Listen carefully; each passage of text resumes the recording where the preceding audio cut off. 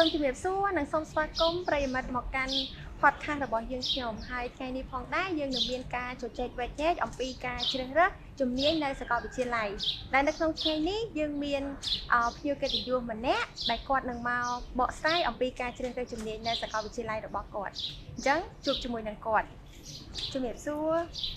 ចាជំរាបសួរសូមជួយណែនាំឈ្មោះផងជំរាបសួរប្រិយមិត្តទស្សនិកជននាងខ្ញុំឈ្មោះសានស្រីណែតសប្តាហ៍ថ្ងៃជានិស្សិតឆ្នាំទី4រៀននៅសាកលវិទ្យាល័យកម្ពុជាដែលស្ថិតនៅក្នុងជំនាញសិល្បៈនិងការសិក្សាអំពីព័ត៌មានចាសេណែតណាអញ្ចឹងចង់សួរទៅសេណែតហេតុអ្វីបានជាសម្រាប់ចិត្តថាជ្រើសរើសជំនាញមួយនេះសម្រាប់ខ្ញុំផ្ទាល់គឺខ្ញុំស្រឡាញ់ទៅលើការសរសេរនិងការធ្វើតំណែងអញ្ចឹងទៅបានជាខ្ញុំសម្រាប់ចិត្តជ្រើសរើសជំនាញហ្នឹងហើយឃើញថាខាងសាលាគឺមានមុខវិជ្ជាហ្នឹងអញ្ចឹងទៅខ្ញុំសម្រាប់ចិត្តដាក់ពាក្យចូលរៀននៅក្នុងសាលាហ្នឹងតែម្ដងចាអញ្ចឹងបើឆ្លងកាត់តាមបទពិសោធន៍ការសិក្សាចង់ដឹងថាបច្ចុប្បន្ននេះសេណែតបម្រើការងារនៅទីណាដែរសម្រាប់ខ្ញុំផ្ទាល់សប្តាហ៍ថ្ងៃខ្ញុំធ្វើការនៅ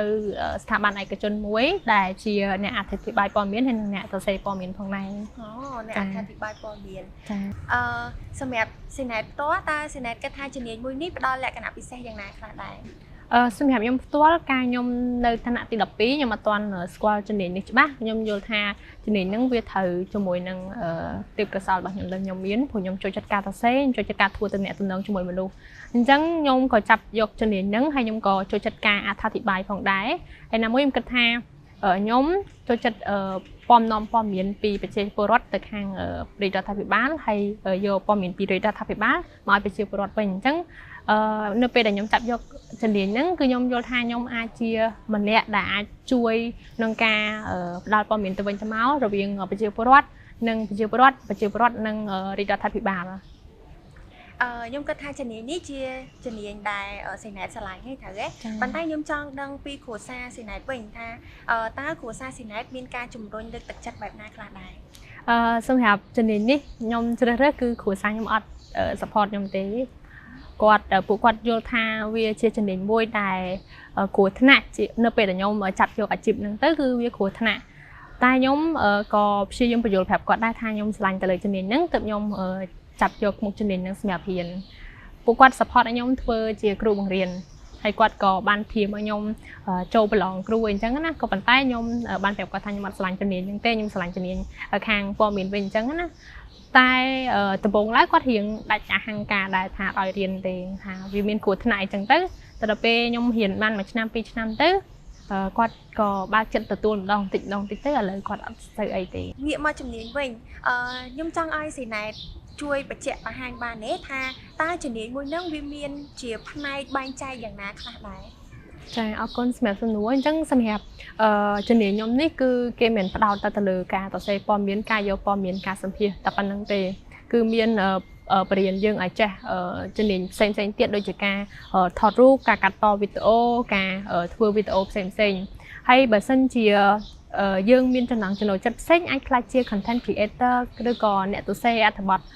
ផ្សេងទៀតបានអញ្ចឹងណាវាមិនតែផ្ដោតទៅលើការយើងត្រូវតែយកព័ត៌មានឬក៏យើងរៀនតារបៀបសរសេរព័ត៌មានទេគឺមានជំនាញផ្សេងទៀតដែលយើងអាចចេះឬក៏អាចក្រេបបញ្ជក់នៅក្នុងមុខជំនាញនឹងដែរការថតការកាត់តវីដេអូនៅក្នុងនឹងបានដូចគ្នាអញ្ចឹងឃើញថាមានផ្នែកបែងចែកផ្សេងជាច្រើនអញ្ចឹងចង់សួរទៅសេណែតបន្ថែមទៀតពាក់ព័ន្ធជាមួយនឹងការបង្រៀនរបស់គ្រូវិញណាថាតើការបង្រៀនរបស់គាត់ហ្នឹងយ៉ាងណាខ្លះដែរហើយគាត់បានផ្ដល់នៅជំនាញដែលអ្វីមួយខ្លះដែរដែលគិតថាសេណែតគួរឲ្យចាប់អារម្មណ៍សម្រាប់ខ្ញុំផ្ទាល់លោកគ្រូអ្នកគ្រូគឺគាត់យកចិត្តទុកដាក់បរិញ្ញាហើយគាត់ទីមួយគាត់ផ្ដល់ទ្រឹស្ដីឲ្យយើងដើម្បីឲ្យយើងជាមូលដ្ឋានគ្រឹះសម្រាប់ជំនាញរបស់យើងដូចជាការយកព័ត៌មានអីមូលដ្ឋានគ្រឹះនៃការយកព័ត៌មានការសម្ភាសប្រភពហ្នឹងយើងត្រូវដឹងពីអីគេខ្លះហើយមួយទៀតគឺយើងចោះអនុវត្តផ្ទាល់អញ្ចឹងក្រោយពីគាត់បានបរិញ្ញាយើងពីទ្រឹស្ដីនៃការយកព័ត៌មានទាំងអស់ហ្នឹងហើយគឺគាត់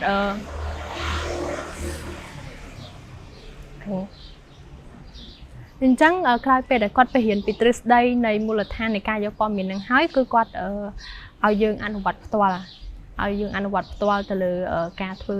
ប្រធានបទណាមួយដែលយើងអាចធ្វើការសាកសួរប្រភព សាកសួរប្រភពដែលយើងជួបហើយប្រភពដែលយើងតាក់ទងរបៀបតាក់ទងប្រភពរបៀបសម្ភារប្រភពហើយយើងត្រូវត្រៀមលក្ខណៈបែបណានៅពេលដែលយើងចោះទៅយកព័ត៌មានឬក៏ទៅសេបែបណាឲ្យមានការ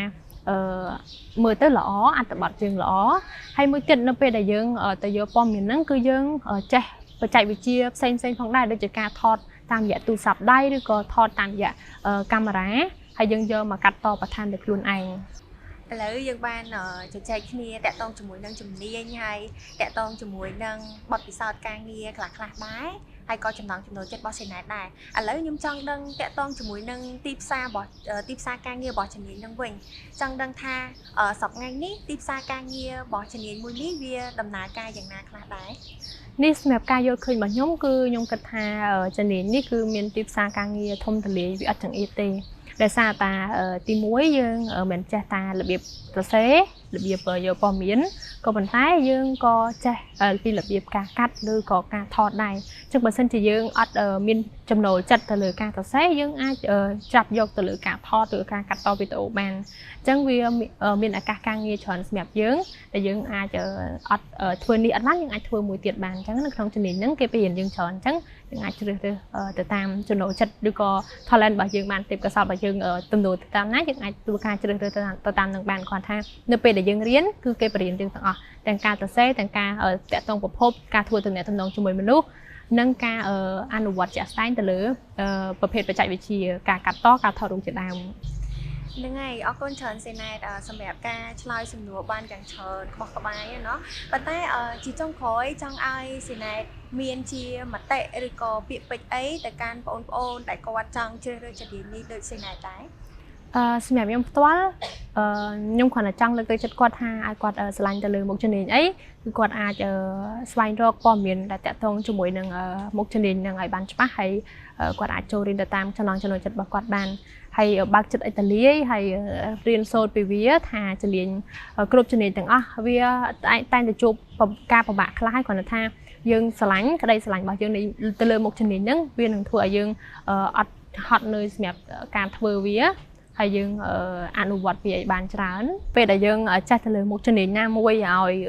យើងមានន័យថាយើងសម្រួចទៅលើមុខជំនាញដែលយើងមានទំនោរចិត្តទៅរកនឹងឲ្យបានច្រើនទៅនៅពេលដែលយើងចេះស្ទាត់ទៅទីផ្សារការងារអត់ខ្វះទេ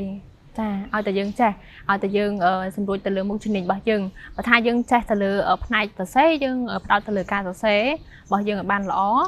ហើយបើសិនជាយើងមានទំនោរទៅលើការកាត់តវីដេអូការថតរូបយើងអាចធ្វើការផ្ដោតទៅលើអីដែលយើងស្រឡាញ់នឹងបានអញ្ចឹងខ្ញុំមានតែប៉ុណ្្នឹងទេចាអញ្ចឹងអរគុណច្រើន Senet ដែលបានផ្ដល់កិត្តិយសថ្ងៃនេះមកឆ្លើយសំណួរបានយ៉ាងច្រើនខុសក្បាយអញ្ចឹងឥឡូវនេះដែរ podcast របស់យើងក៏បានដល់ទីបញ្ចប់ដែរហើយសង្ឃឹមថាតាមរយៈ podcast មួយនេះនឹងផ្ដល់នូវចំណេះដឹងដល់អ្នកទស្សនាទាំងអស់គ្នាអញ្ចឹងឥឡូវនេះខ្ញុំនិង Senet សូមអរគុណសូមជម្រាបលា